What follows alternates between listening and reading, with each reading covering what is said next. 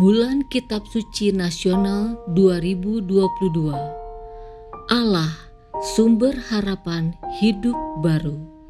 Disusun oleh Romo Petrus Kristologus Dogo SVD.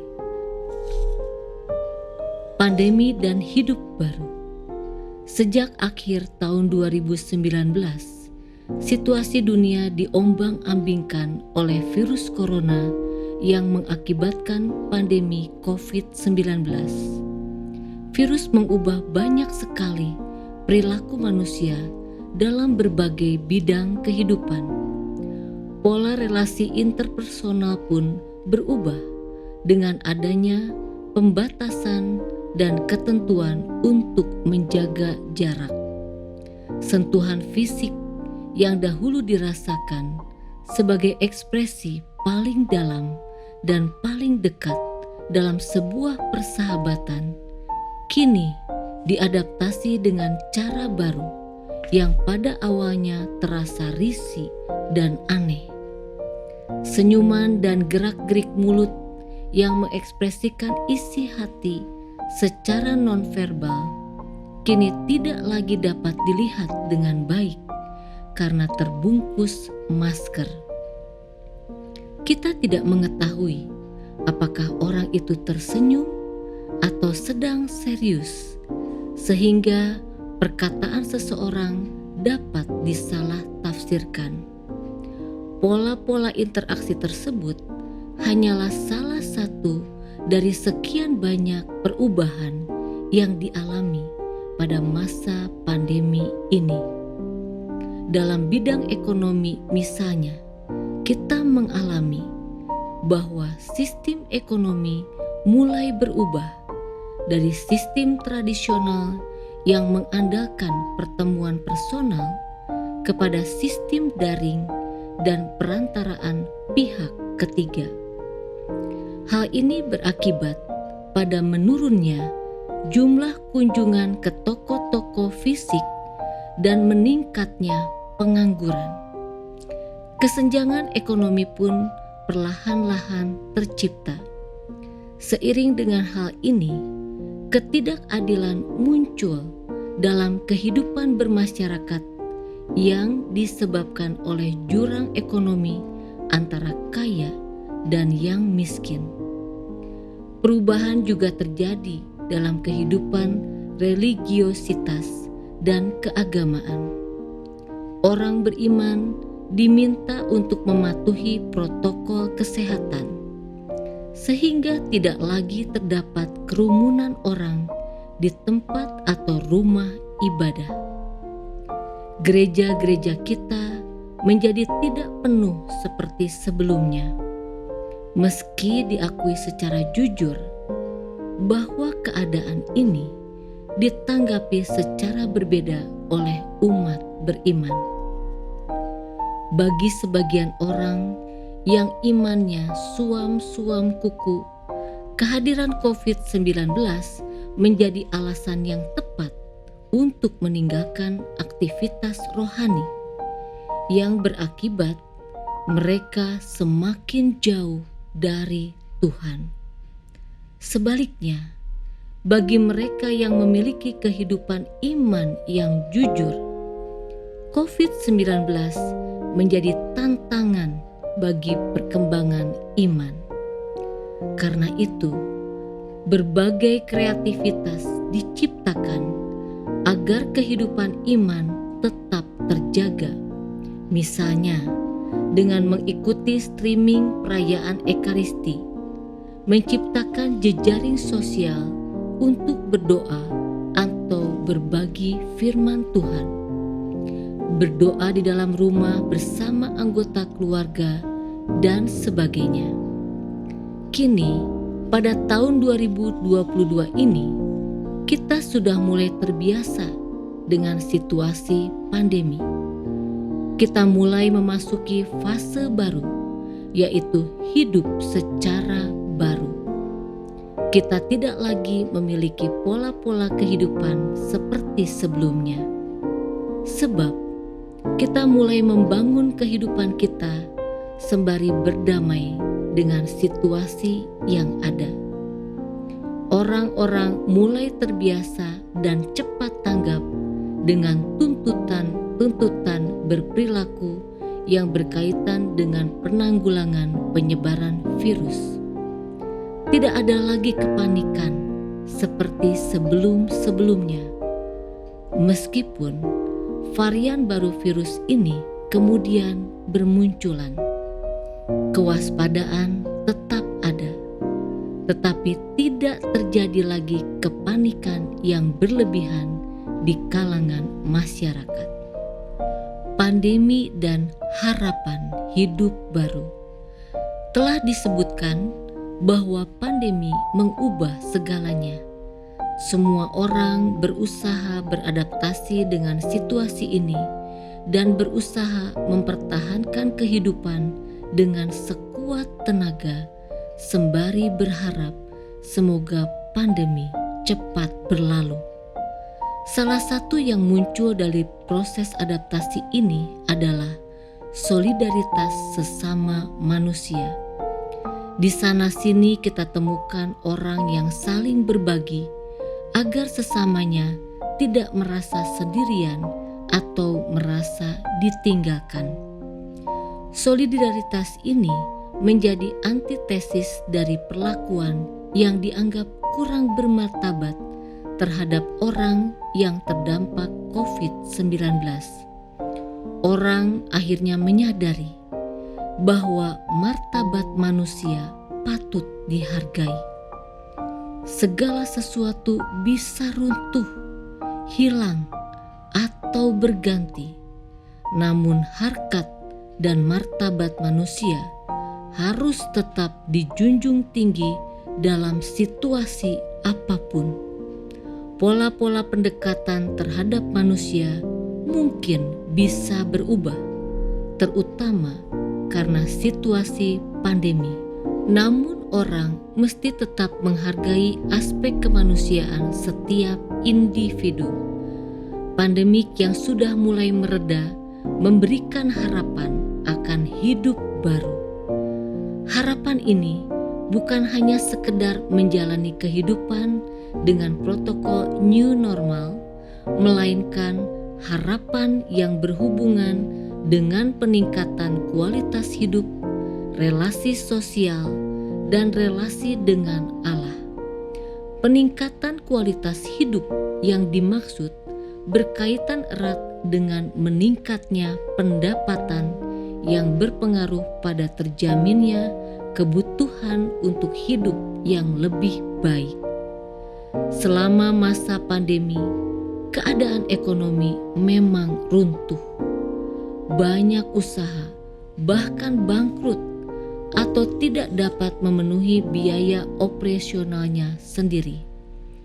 Karena itu, semua orang mengharapkan suasana hidup baru yang lebih memberikan kepastian dalam kehidupan ekonomi, sehingga kualitas kehidupan menjadi lebih baik.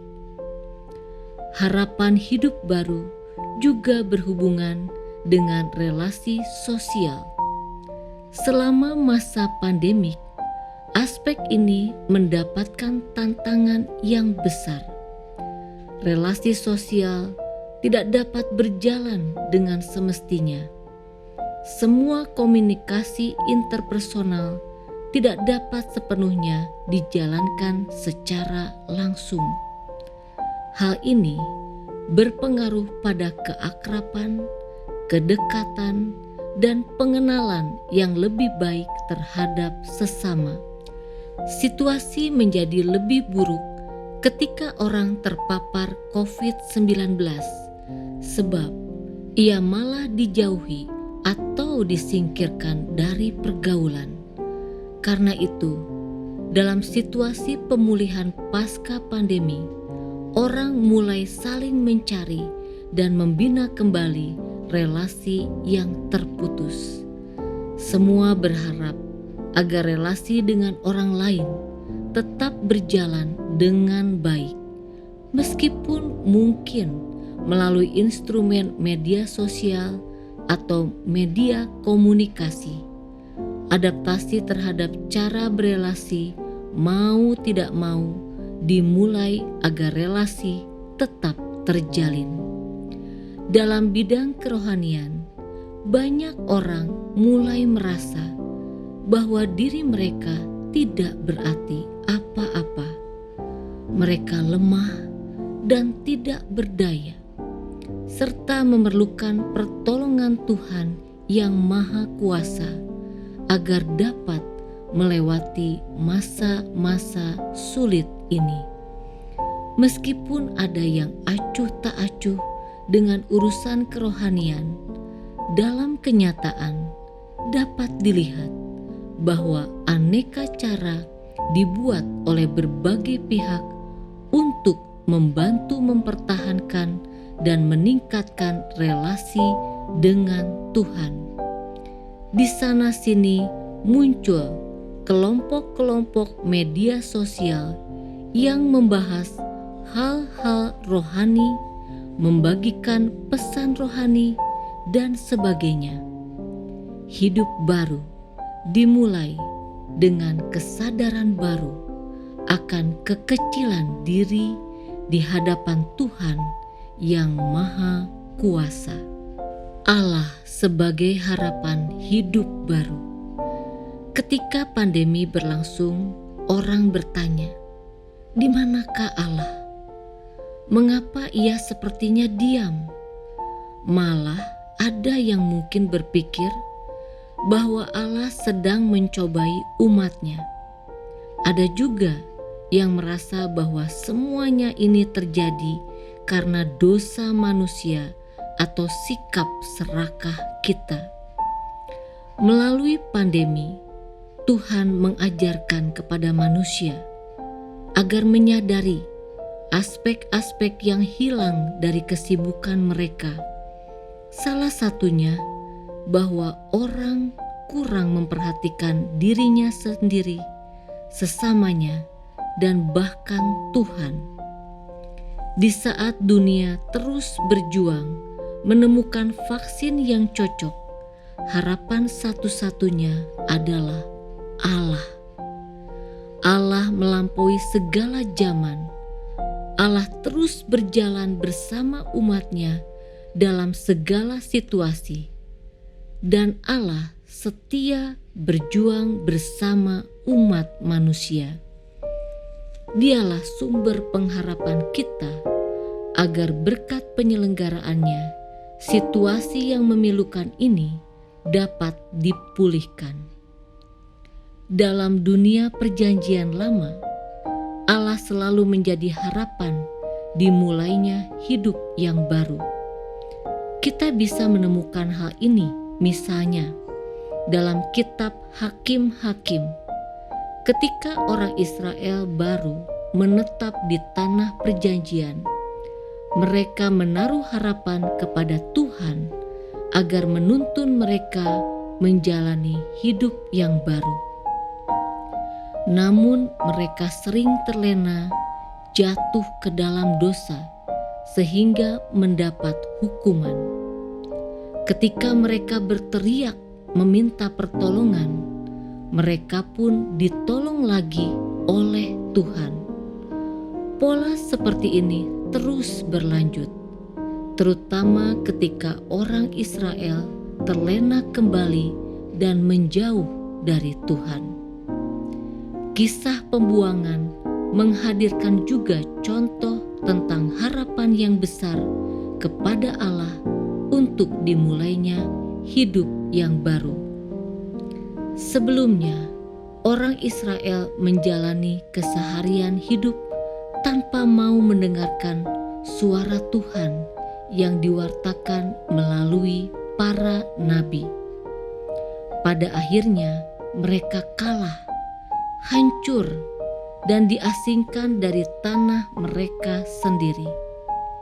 Demikianlah mereka dibuang ke Babel karena dosa-dosa mereka.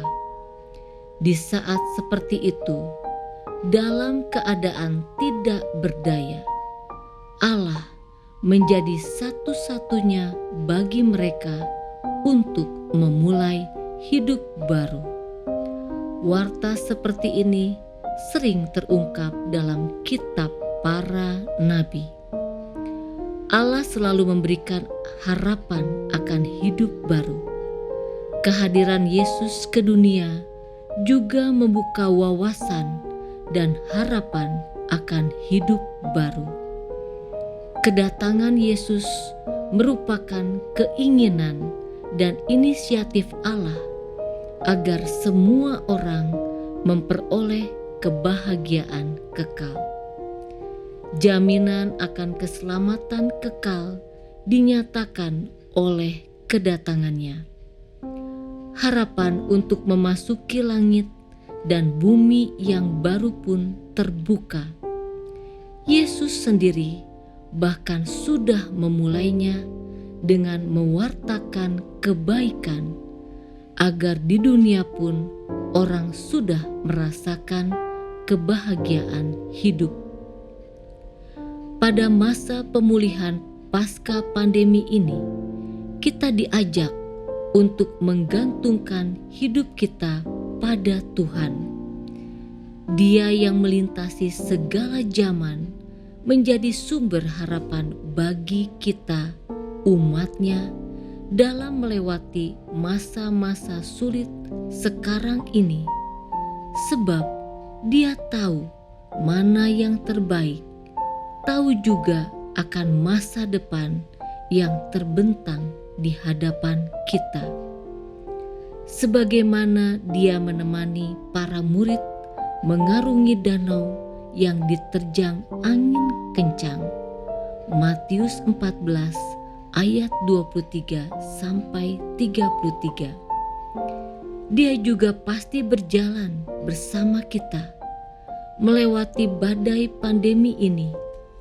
Dia turut menolong kita menghadapi berbagai gelombang yang menerjang iman kita.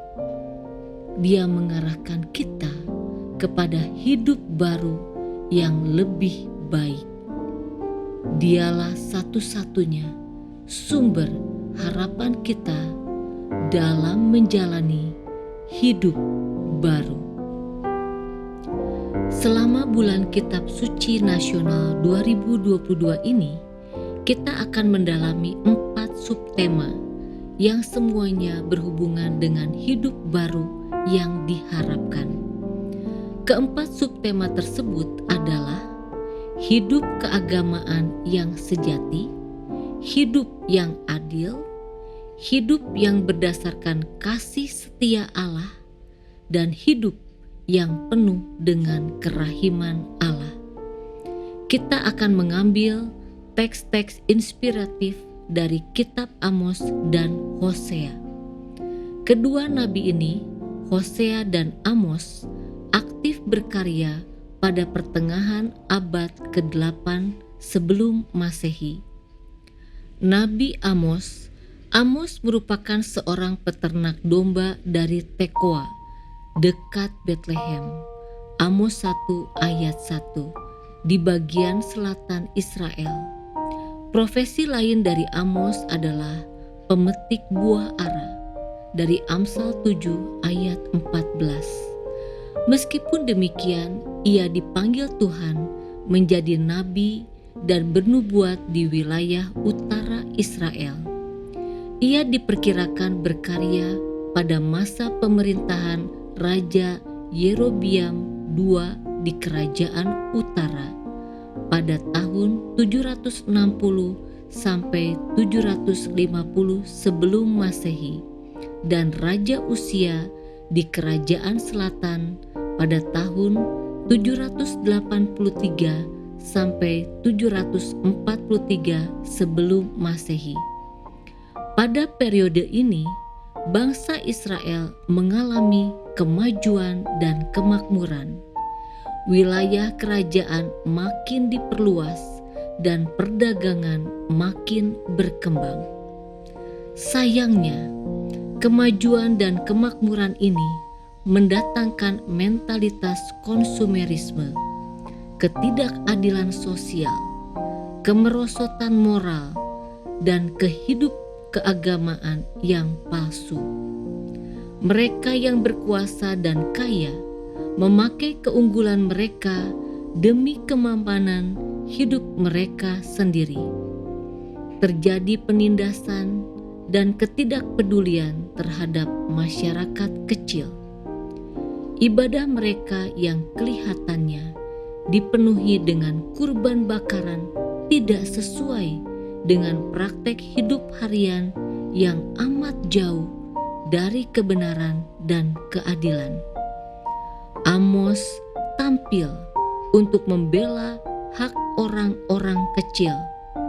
Ia mengecam terjadinya ketidakadilan sosial, kemerosotan moral, materialisme, dan hidup keagamaan yang palsu. Ia sendiri dianggap gila dan aneh karena mewartakan keruntuhan dan kehancuran Israel di tengah keadaan yang makmur dan kuat. Nabi Hosea yang namanya berarti Tuhan adalah keselamatan, berasal dari wilayah utara dan berkarya di kerajaan utara sejaman dengan Amos. Pelayanannya tampaknya berakhir beberapa tahun sebelum kehancuran ibu kota Israel, Samaria, pada tahun 722 sebelum Masehi. Karena sejaman dengan Nabi Amos, situasi yang dihadapinya pun sama. Hosea berkonsentrasi pada kehidupan religius orang Israel yang mengalami penurunan drastis. Tema utama dari pewartaannya adalah cinta kasih Allah dan pengkhianatan manusia atas cinta Allah tersebut. Ia memakai term zina, misalnya pada Hosea 2 ayat 1, untuk mengungkapkan ketidaksetiaan Israel terhadap Tuhan. Perkawinannya sendiri dengan seorang pelacur yang bernama Gomer merupakan simbol dari upaya Tuhan untuk memanggil kembali Israel yang tidak setia. Nama anak-anaknya juga menegaskan hal yang sama. Secara berturut-turut, nama anak-anaknya adalah Yisrael, yang berarti Tuhan menabur, pada Hosea 1 ayat 4. Lo Ruhama, yang berarti tidak disayangi, pada Hosea 1 ayat 6. Dan Lo Ami, yang berarti bukan umatku, pada Hosea 1 ayat 9. Meskipun memberikan banyak kecaman dan kritik terhadap praktek hidup keagamaan yang tidak benar, yang berujung pada hukuman, Hosea juga berupaya memberikan jalan keluar. Ia menubuatkan bahwa Israel akan dipulihkan dan antara Tuhan dan Israel akan terjadi kembali relasi seperti seorang bapa dan anak, atau suami dan istri. Semuanya itu bergantung pada kesediaan orang Israel untuk kembali kepada Tuhan atau tidak. Kedua nabi tersebut memainkan peranan khas dalam sejarah kerajaan utara atau Israel. Nabi Amos hadir sebagai seorang pengkritik dalam kehidupan sosial. Ia melihat ketidakadilan dan hal-hal yang dangkal dari kehidupan iman. Dua perikop dari kitab Amos, yaitu Amos 5 ayat 4-6 dan Amos 5 ayat 14-17, menjadi perikop yang didalami dalam pertemuan pertama dan kedua. Sementara itu, Hosea berkonsentrasi membenahi relasi antar umat Israel dan Tuhan yang kelihatannya sudah tidak baik. Orang Israel tidak lagi mengandalkan Tuhan. Mereka malah berpaling kepada dewa-dewi lain. Padahal Tuhan sudah menunjukkan kerahiman dan belas kasihannya kepada mereka, juga berkenan menerima mereka lagi jika mereka berbalik kepadanya. Dari kitab Hosea, kita akan mendalami subtema ketiga dan keempat yang berbicara tentang Allah yang setia dan yang penuh dengan kerahiman. Dua teks yang dipilih adalah Hosea 6 ayat 1-6 dan Hosea 11 ayat 1-11. Pertemuan ada 4 bagian. Pertemuan pertama, Allah sumber harapan untuk menangkis mentalitas keagamaan palsu pada kitab Amos 5 ayat 4-6.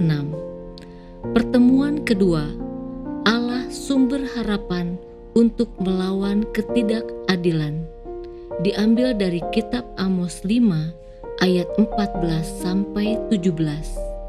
Pertemuan ketiga, Allah sumber harapan karena kasih setianya, pada kitab Hosea 6 ayat 1-6. Pada pertemuan keempat, Allah sumber harapan karena kerahimannya, pada kitab Hosea 11 ayat 1-11. Pada pertemuan pertama, kita akan mendalami subtema Allah sumber harapan untuk menangkis mentalitas keagamaan palsu. Tidak dapat disangkal bahwa selama masa pandemi ini, kehidupan iman kita sungguh diguncang. Menanggapi hal itu, berbagai cara dibuat untuk meningkatkan relasi dengan Allah. Meskipun demikian, ada yang secara salah memahami dan menjalankan hidup keagamaannya. Bahkan, ada pula yang memilih cara-cara lain yang bertentangan dengan iman yang dianutnya. Seruan Amos di Amos 5 ayat 4-6 membantu kita semua untuk melihat dan mengevaluasi kembali mentalitas hidup keagamaan kita yang bisa saja jauh dari yang diharapkan. Pada zamannya, orang Israel berupaya membina relasi dengan Tuhan, tetapi mereka tidak menemuinya. Itulah sebabnya, melalui Amos, Tuhan 2 kali meminta orang Israel untuk mencarinya. Kita pun diajak untuk mencari dan mengenal Tuhan dengan sungguh-sungguh. Pada pertemuan kedua, kita diajak untuk mendalami subtema Allah sumber harapan untuk melawan ketidakadilan. Wabah COVID-19 mengakibatkan terciptanya kesenjangan sosial. Yang miskin menjadi kian miskin, sementara ada segelintir orang yang menikmati keuntungan dari wabah ini. Selain itu, terdapat pula ketidakadilan sosial lainnya yang menimbulkan kerentanan dalam relasi sosial. Seruan Tuhan melalui Amos agar umat mencari keadilan dan meninggalkan kejahatan merupakan seruan yang sangat relevan bagi situasi kita sekarang ini. Ketidakadilan akan memisahkan relasi satu sama lain dan dengan Tuhan sendiri. Hidup baru adalah hidup yang ditandai dengan merajanya keadilan dan bertumbuhnya kebaikan. Pada pertemuan ketiga, kita akan mendalami subtema Allah sumber harapan karena kasih setianya. Selama pandemi, Allah kelihatan diam dan tidak menunjukkan kuasanya, tetapi sesungguhnya Ia tetap bekerja dan menuntun umat manusia kepada jalan keselamatan. Melalui Nabi Hosea, Allah meminta agar umat Israel setia kepadanya. Ia sendiri setia kepada umatnya dan terus berupaya agar relasi kasih setia itu tidak putus. Bagi Allah, yang terpenting adalah kasih setia, bukannya kurban persembahan. Hidup yang baru adalah hidup yang dipenuhi dengan kasih satu sama lain, karena menyadari bahwa setiap pribadi dikasihi Tuhan. Pada pertemuan keempat, kita akan mendalami subtema Allah sumber harapan karena kerahimannya. Di tengah perjuangan dan keputusasaan akibat wabah COVID-19, kerahiman Allah sepertinya hilang dan tidak dirasakan oleh umat. Kematian dan kehilangan yang tragis membuat orang merasa tidak lagi menemukan sosok Allah yang berbelas kasihan. Melalui Nabi Hosea, Allah menyatakan bahwa Ia menarik kita dengan tali kesetiaan, sama seperti Ia tidak menyerahkan bangsa Israel ke dalam penderitaan akibat musuh. Ia juga tidak akan membiarkan kita umatnya terus menderita dalam hidup kita. Allah yang Maha Rahim terus berjalan bersama kita dan menuntun kita dengan tali kesetiaan menuju kebebasan sejati.